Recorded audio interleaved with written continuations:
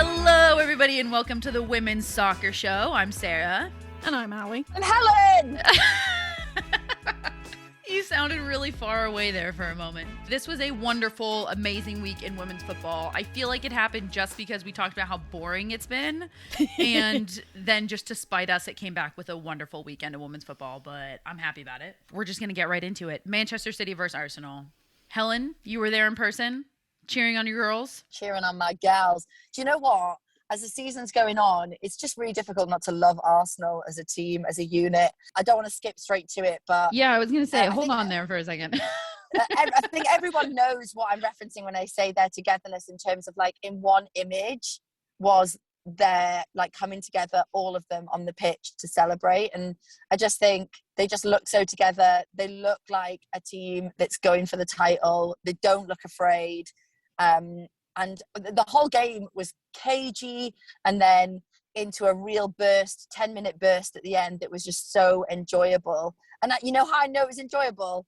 My wife, Kelly, came and sat on the sofa and was watching it and said, I'm watching this game now and I am hooked. And I was like, you know it's a good game. You know it's all when enough. Kelly's on the sofa putting it on the TV. That image, and thank you for jumping right to the third point that we were going to jump to, Helen, right away.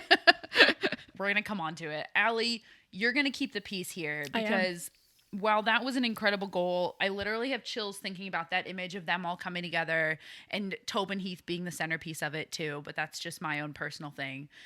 Allie, you're going to keep the peace because I think first we have to talk about Manchester City's goal. Let's just get right to the point. Was this a goal? Well, the ball went back into the net, so therefore, technically, it's a goal. Was it a goal? Was it a goal, or should the play have been stopped is the question. My opinion, the play should have been stopped. As soon as it hit that ref, that isn't an advantage. It should have been stopped. Because I keep seeing this goes, oh, well, we were in our own half, therefore it doesn't count. And it's like, you can have an attacking position and be in a good position in your own half.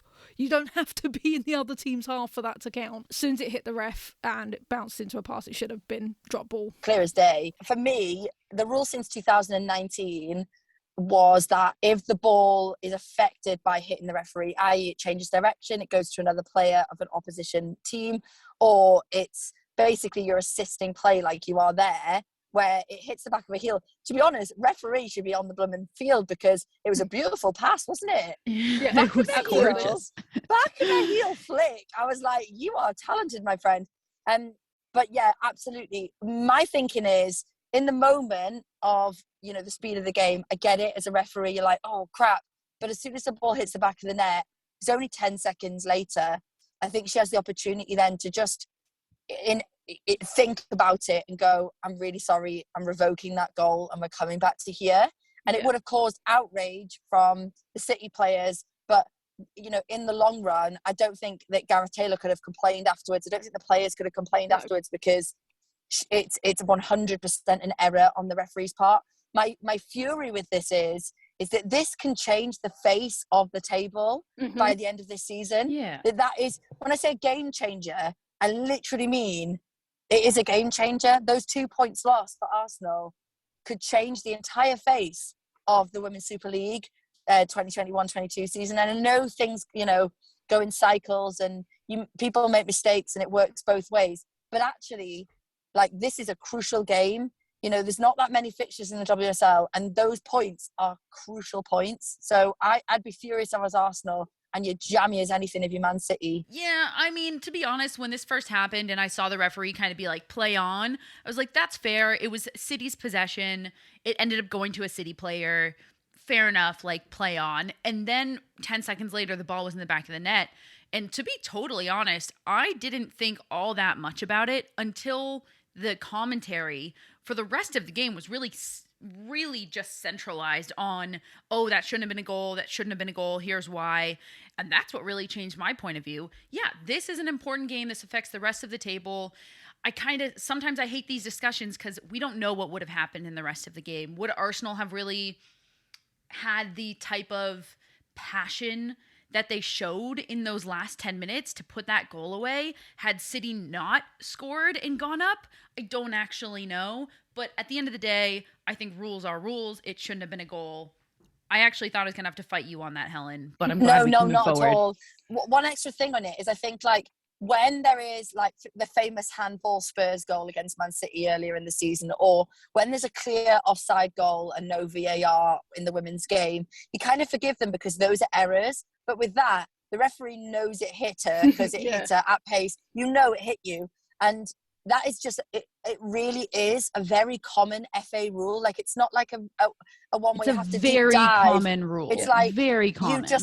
When it's like, that's the thing that frustrates me because it's so obvious. I'm like, it's so obvious that that's the rule. How do you not know that? Like, everybody knows that. And that's where my frustration lies. And it just goes back to this whole full cycle thing of the referees are not fit for purpose at this level anymore because women's football has shot up in quality so quickly. The referee system just can't catch up with it. And frankly, I'd rather see, if they're available, Premier League referees that aren't working on that Sunday coming to do those games. I think that these referees that are coming in, they're not ready for it. They're just not ready for this level and how fast it's moving. They just can't do it. Sorry. Okay, I really want to talk. We're just gonna have to move into it. That's City's goal. And then frankly, Arsenal, I think, looked a little bit down and out for the next 5 minutes. They didn't bounce back immediately.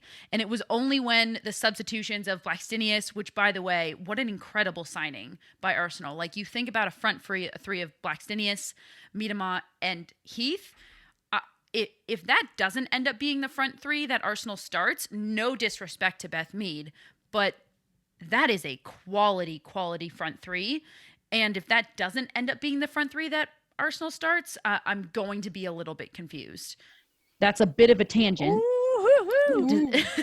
Controversial. I think Beth Mead produces the goods in the big games. She was absolutely lethal. Some of the stats I saw today about her play yesterday during the Manchester City game were unbelievable. In terms of tracking back and her defensive qualities as a winger, I just don't think that there's any parallel to her. The only equivalent I would say was when Katie McCabe used to play higher up the pitch, and then they realised, actually, I think you'd be better as more of a wing back. I do think Mead does a job at the top, but she also comes back a lot better than say Miedema or Tobin Heath would in terms of defensively. That's all I'll say about that. I could see her starting in front of Blackstenius, definitely not the other two. See, I was the other way around. I'd say Viv. Really? I would say over Viv. Viv's heart is not in it anymore.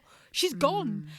Yeah, her head's gone. She's already on a plane to France, Spain, or wherever they're going to send her. So if you're saying you want a top three, it's Heath, it's the new signing, and it's Mead. It's not Viv. Viv's gone. Her head has gone. I don't ever see a world in which that happens, though. And I will say, like, even if Viv's head isn't in it, just the simple threat of Vivian Miedema up at the top is going to force the backline of any other team to play differently. She needs to be starting. I can amend mine and be flexible to say it needs to be Heath, Viv, and Beth Mead, but I'm sorry. Like, we saw it last year. This is really just me coming on to Tobin Heath here. Like, we saw it last year with Manchester United. We're seeing it this year with Arsenal. She's been out with injuries, but you know what? She is a leader. She is clutch, and she knows how to win. And if that is somebody that is sitting on your bench, there's a problem. I'm not going to sit here and like Rapinoe her or anything. You know what I'm like sometimes about these US women's national team players. But the thing with Tobin Heath is she comes back into this game after a lot of time off at the elite level. And every single time she touches the ball, you just feel like something's going to happen. She's just such a tactile player, but she's just got such flair. And one of the things that I noticed was the goal. What happened with the goal? Beth Mead comes sort of streaming into the box, and you just wanted to wrap her foot around it and have a shot, but instead she sort of pulls in onto her left hand side, and by the time you do that against a team like Manchester City, you're surrounded. And then the ball sort of dribbles its way through, and it's quite lucky. When it comes to Tobin Heath does what every other player in the Arsenal team should have done: have a fucking shot. Just put your foot through it. Give it a go. And do you know what? The whole time I was thinking, the whole way through this game, you've got a 17-year-old keeper, the fourth choice keeper, Chiara Keating in goal. Her mum actually plays for Manchester United, doesn't she, Allie? Yeah, so she's on my team. She's on Allie's team. But Chiara Keating is 17, and that's with no disrespect. If I'm Arsenal, I'm in the change room. I'm saying, if you get within 25 yards of that goal, have a shot. Have a shot. Yeah. You've got this brand new girl who's never been in net before, at this level, we need to start having pops at her. And they didn't. And so Tobin Heath was the first person really that threatened her, had a real powerful shot at her. Credit where credit's due. 17 years old, coming out in goal. The other 3 keepers are down. You are literally last resort. And she was absolutely fantastic. Future England superstar Kiara Keating. So shout out to her in that sense. But from an Arsenal perspective, it's an opportunity missed there not to have more pops on goal, knowing you've got a teenager protecting the net. I have so many things to say right now. This is my moment for my love affair with Tobin Heath.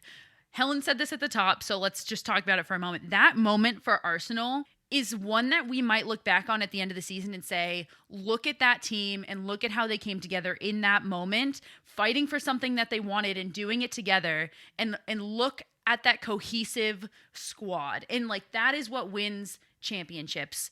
I felt like the whole day was actually really special. Just you go to Manchester United and you think that it's going to be a really tight game.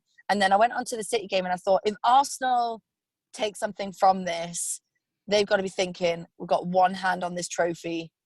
Let's keep going. LFG, come on.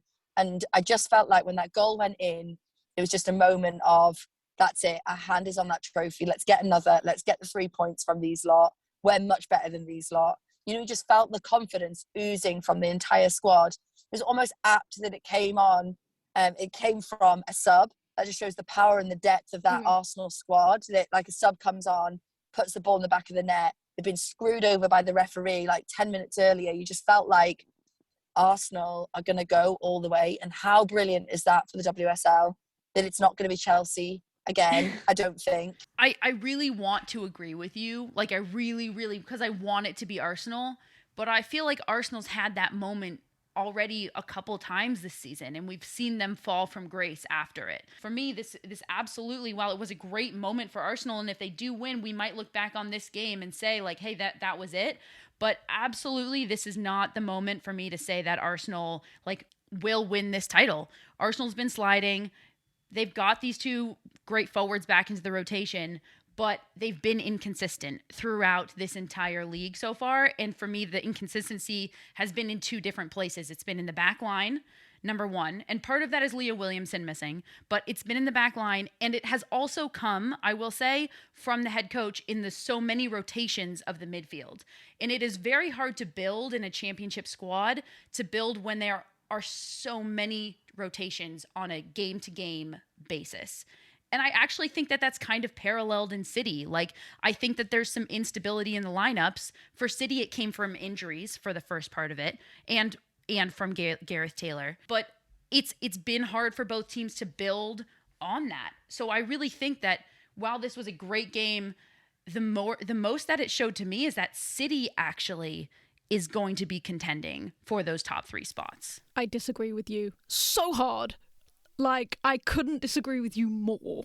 Let's have a look at the games and the people they have played since in January. Brighton, who are currently down the bottom. Leicester, who are currently down the bottom. Aston Villa, who are currently down the bottom. Arsenal was their first big challenge and they got a goal through a ref mistake. So no, I don't think Man City are contending. Come back to me when they've played Tottenham again. Come back to me when they've played Chelsea again. I mean, they last played Chelsea, they got absolutely walloped 4-0.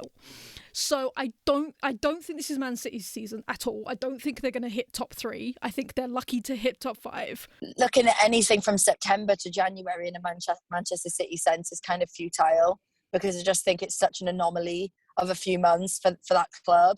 And looking anything from January onwards, I think is a fair reflection of where they're at as a club. And all I will also say as a caveat is Brighton ain't an easy club to beat, as Chelsea proved this weekend. Of the other teams, I completely understand, but I think looking at the rest of the season, Manchester City have Manchester United in a couple of weeks. Yep. And they have one more difficult game. I think that they play Arsenal or Chelsea again. Other than that, their run is relatively easy. Now, if you look at the other teams in the challenge, I'm talking Manchester United, I'm talking Arsenal, I'm talking Chelsea, they've got more than 2 difficult fixtures left between now and May. So they've got a slightly more difficult run. I think that's disingenuous to the teams that Man City have got to play, because let's have a look at one of their bogey teams in Reading. They have a terrible time against Reading. They've still got Reading to play, okay? I mean, you call it a fluke, but I tell you we earned it. West Ham beat them this season, and the way West Ham are playing, we could do it again. There are no easy runs for Man City. I just think...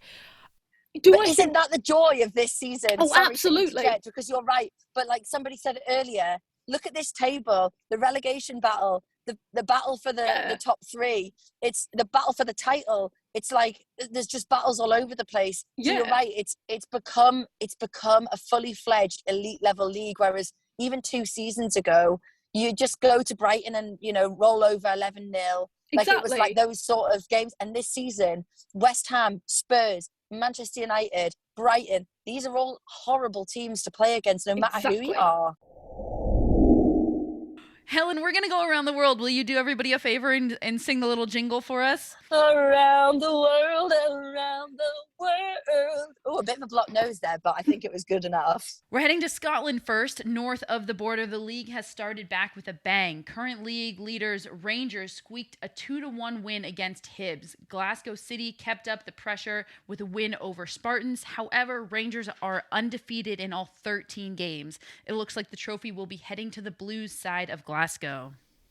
Okay, and over to France. Lyon are back on top after a narrow victory over Montpellier, winning 3-2. PSG also smashed a win over Saint Etienne, winning 5-0, which means that there is only 3 points between the two of them, and therefore goal difference may come into play. Down to the land down under, Australia. Only 2 matches went ahead in the A-League this week, both with exactly the same score of 1-0, with Adelaide and Perth Glory taking all 3 points in their respective games. And speaking of the land down under, the Asia Cup has started with 2 wins out of 2 for the Matildas.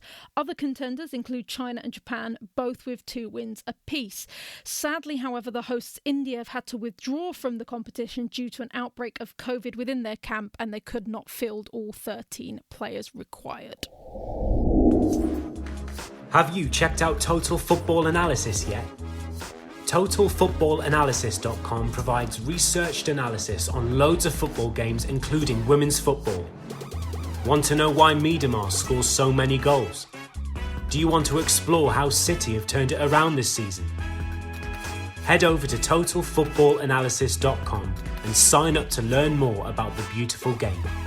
We have a special discount for listeners of the Women's Soccer Show. At checkout, type WOSO10 to get a full year for €10. That's €40 off the yearly subscription.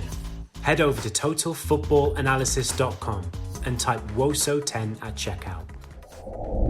Manchester United, for me, has been just like quietly sliding into the second spot this weekend. They're sitting only 2 points behind Arsenal, which I think is a little shocking considering the entire season that they've had. They had quite the skid back in like October, November. They lost to Leicester City in penalties during that time too. But since that loss actually to Leicester City, they've gone 6-0, including beating Arsenal in the Conti Cup last week. For me, the big question really is, what has Skinner changed since the beginning of the season? Has he changed something, or has he just found consistency? Or really, is this team just starting to gel together in what they have? I think that there is a mentality shift from when he came in the summer, and it was a really difficult job to take over. And we all know why, so I'm not going to go over, the Stoney I miss era. you, Casey Stoney. Well, you don't miss her. She's closer to you now than she's ever been. So, but I feel like he had a real job on his hands. And if I'm honest, like going into that opener against Reading, they won and they were relatively comfortable, but they were obviously still learning his way of doing things, and they were trying to pick the pace up, and it's a slightly different way of playing than Casey Stoney played. But now I feel like it's a mentality shift. Like they are really on the Mark Skinner train. He is a really how do I explain it? When you interview him, when you talk to him, you could be like, what did you have at breakfast? And he'd be like, I woke up and I looked at the sky and I thought, today I'm going to go downstairs and I'm going to make myself some eggs. And I made the eggs and it was joyous. And like, everything's really like, he means it from the bottom of his heart. And I just think they're all on his love train and they are all like going for it and they just believe in it. And you just feel the unity between them. Like, it really is an energy in the air at the Lee Sports Village when you're there and you're kind of witnessing it. The players clearly really like each other. I kept finding myself throughout the commentary saying, Thoris Dottier had a difficult start to the season, but she's really coming into her own. Like, Katie Zellum had a really difficult start to the season, but she's coming into her own. I was like a broken record. Yeah. And it's shit commentary, but at the same time, it's so true. So many of these players have come out of themselves under Skinner, and I feel like he's just getting the formula right. The fans love him. And like he waves and he blows kisses at them, and they have this relationship, and it just feels like everything's clicking into place. And you're seeing players like Leah Galton, who was struggling, has scored goal after goal over the last week or so. Vilda Boarisa, who obviously came in this year, she didn't start much at the beginning of the season. I can't see how he can not put her name on the team sheet. Alessia Russo, of course, is now like a dead cert to be up front. It's all so exciting if you're a Manchester And I'm going to call out Hayley Ladd, as I do every single time. But she was getting on and off minutes at the beginning of the season, and I just need to personally say that I am so happy for her that Mark Skinner has discovered the brilliance of Hayley Ladd. What a gorgeous goal she scored. To me, she is like the core of this team. And there is something to be said about how the core, really, like the core, probably 6-7 players of this team have stayed together. And you talk about team camaraderie, passion, liking each other, building something together. Like, Mark Skinner came into a team that knew each other, that liked playing with each other. And it really does seem like he's figured it out, frankly. There are two players in this squad who I just want to shout out as being like borderline like world class in terms of like what I see on a week-to-week basis as Ona Bartier and Aoife Mannion. Mm. And Aoife Mannion, remember, had a horrible injury at Manchester City, was out of the game. You just didn't see her turning it around. She should have the captain's armband, like no doubt in my mind. She is like the conductor of the entire operation. But in terms of holding that back line and like managing the game, Aoife Mannion is just like, I just think she's excellent. I just think she's grown in confidence. And if she's not considered in the England squad, and Serena Weigmann was actually in the box next to her, so City has got to look at Aoife Mannion to be an option for that centre-back role when we come into the Euros later this year. And then Ona Bartier, I'm going to say it this season, and you know that I love my LB, best right-back in the league, Ona Bartier.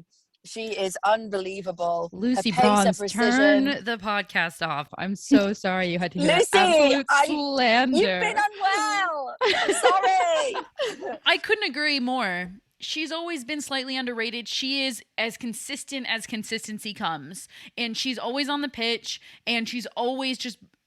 to me, she's like a mini Tobin Heath. To bring it full circle to my love for Tobin Heath, which is what this podcast episode is going to be titled. Yes, it is.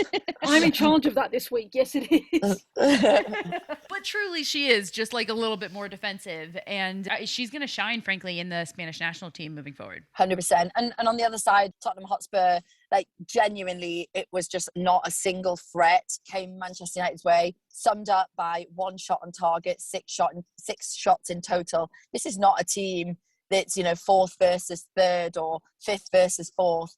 This is a mid-table team that have had a really good run of form. On the opposite end of the scale, we've got to talk about Everton, a team that had so much promise at the beginning of this season. I mean, granted, they had a not great run, but you look at last season, they finished 5th, they were pushing for 4th. Season before that, they finished 6th when they'd been almost at relegation. And now you look at them now, they are 10th at the moment. They have slipped into that relegation battle once again. And what has happened, to that team? That's what we need to find out. Is it that they've just brought a bunch of players in that are names? That's my theory, is they've brought in a bunch of players that are just names that sounded good. They took Darley from us. They got Duggan from Atletico. Izzy Christensen's been with them for a couple of seasons now. And there's no team anymore. They've got 11 individuals. I agree. I think that's what's happened to them. I mean, last year we were having so many discussions about Everton and how they could be brilliant one day and they could not contend, but they could play with the top of them, right? Like any given day, Everton last year, they could beat Chelsea, they could beat Arsenal, they could beat Man City. And they seemed like they were on an upward trajectory as a middle of the table team. And we've seen actually quite the opposite, like you just said. And I really think it's just that, similar to what Leicester City did. Of they won a title and then they basically cleaned house and they brought in names, and that's actually hurt them more than helped them. And Everton is on a similar type of path where they're bringing in names to fit pieces of the puzzle, but it's in the wrong way. They're not necessarily fitting pieces into the puzzle based on a style of play that they want. They're just bringing players in and trying to find how to play. And that's their issue. They don't have really a consistent style of play that they're executing every week because they've gone about it the opposite way. I think you guys are spot on. I can't put my finger on it, but all I can say is I could not have been more wrong at the start of the season. I really thought that they were going to be contending. I thought they were going to be up there, and it's just so poor. I don't know what else to say. They'll be disappointed because a lot of them are world beaters. You know, a lot of them have experienced real top football, and languishing at the bottom of the WSL is just not something that you do if you're Tony Duggan, Izzy Christensen, Govan. Like these are really experienced players, so they'll know it in themselves. But on the other side, wow, what a season you're having, Allie. That has gone quite well. I'm a very happy Hammer at the moment. But like, because that's why we brought it on, because obviously they played West Ham this weekend. And one thing I think will change, and I promise you I'm not just picking on captains, but I would change Izzy out as captain because she is one of the quietest captains I have ever heard. Like, she doesn't shout really much. We heard more from McKeever in goal than we did her. And then on contrast, you've got Gilly, our captain, who doesn't shut up the entire time. And she's constantly moving her players for throw-ins, for free kicks, to defend corners. And Izzy didn't do any of that, and it's because of her we got our third goal, because she did a dodgy back pass to McKeever, who then Claudia Walker got on the end of, and that became our third goal. So I don't know who in Everton you would have, but I would definitely have someone that shouts up and can organise a team more, and especially one that doesn't get pushed over by our players. I totally disagree. I mean, I don't think that that's their problem. I think Izzy Christensen she's a veteran of the league. She's a class player, and yes, she's on the back half of her career, but they have a lot of youth in this team. I mean, you look at Govan, Dolly, she's, young but experienced. They need Izzy Christensen as the captain. I really don't think that that's their issue. I have no problem with her as the captain there. I just think that it's building, like I said, from a style of play and not just plugging in. I think you guys are spot on. They've tried everything. They've tried changing, coaching staff around. They've attempted to kind of rectify the situation, and kind of on a broader subject, Everton have had a sort of major boost of funding over the last few years with their men's team, and I saw it being reflected in their women's team, and it was one of those teams that I saw as being like the go-to in women's football. And I honestly can't put my finger on it, but I really think that Allie's analysis is as close as we're going to get, which is it's like a lot of puzzle pieces. Some of them are big superstar puzzle pieces, and they're just not slotting together to create a cohesive and well put together team. You have to just compare it to somebody like Tottenham or Reading, because those three were kind of the middle of the table teams last year that we were saying some will probably move up and some will probably move down. And I was actually very wrong about Everton and Tottenham. They flipped on me. I thought Everton would move up and Tottenham would move down, and they've done quite the opposite. And I can only look at like Tottenham with Skinner and her consistency, and like we're talking about, that style of play that she's been implementing over the course of many, many years, in finding the players who want to play in that style and who whose personal style of play really lends itself towards that team. And they've gone one direction. And so, like you said, Helen, I think that's the closest we're going to land on. It just kind of fits. Are we not going to talk about West Ham? We talk about West Ham a lot. I think it's important we talk about their performance real quick. Allie, just do a sentence on it. Coming off the back of that win, feels like past seasons, this would have been a mega matchup, but you might have gone into that feeling quite confident, no? Well, that was it, because I was literally thinking about that. The last time we played Everton at home was in our relegation battle last season, and we were so happy to get a point. We were so happy to hold them to a 0-0 draw, and that's when they had Lehman off of us. They had Jill Scott at the time. They had Izzy Christensen. They had all of those players. And then to go in after the Tottenham draw, we were like, yeah, we got this. We got this. And then we knew once we got one goal, they were going to keep coming, and then obviously second half we got our other two. So yeah, I'm not scared to go into these games anymore, which is a very weird feeling as a West Ham fan. I bet it is. Possible surge for the top three, or do you know what? If we hadn't dropped so many points with draws, I'd say we would be up there. But I think I'm sorry. I have to stop us as our podcast gets into absolute ridiculous territory. West Ham a contender for the top three? I'm sorry. Have you seen? We've currently got 17 points. That is only 2 behind fourth at the moment. If we hadn't drawn as many as we did, four behind fourth. We're 4 behind. So either way, yeah. And so we have 5 draws. So if we turned a few of those into wins, when we were in winning positions. Yeah, and Leicester City has 11 draws, and if they turn 10 of those into wins, they'd be sitting at the top of the table. We can't use that. I am not disagreeing that they are a solid squad, but they are not a top 3. I don't think that they're a top 5. They're a middle of the table team, which is so much better than they were last year, and that's fantastic. And perhaps next year we will actually be in conversations of actually contending for a top 3. But no matter where they stand in relation to game in hand and point, I mean, truth, can they beat an Arsenal? Can they beat a Chelsea? I don't think so. But I love you, and your team is very solid. With that being said, now that we've kept poor Mike on for over an hour, we did a lot today. I love this. Thanks, guys. We've missed you, Helen. We have. You guys rock. I'm just kidding. We've actually had a really great time without you. Shut up. The dynamic's really good. We're really bonded. All right. With that being said, this has been the Women's Soccer Show. I'm Sara. Are you guys going to say bye? Well, no, because you forgot. All right, I'm going to start this ending again because Sara forgot the most important part, which is, guys, do not forget to check out our Patreon. We are adding content there weekly. We're going to be adding more content very shortly. But come, give us some love, give us some support. Check out our Patreon, and there'll be some more. We'll have another episode of News in 10 for Tuesday, plus this more content from press conference. Everything else will be going out there. So check out our Patreon. Now we can say goodbye.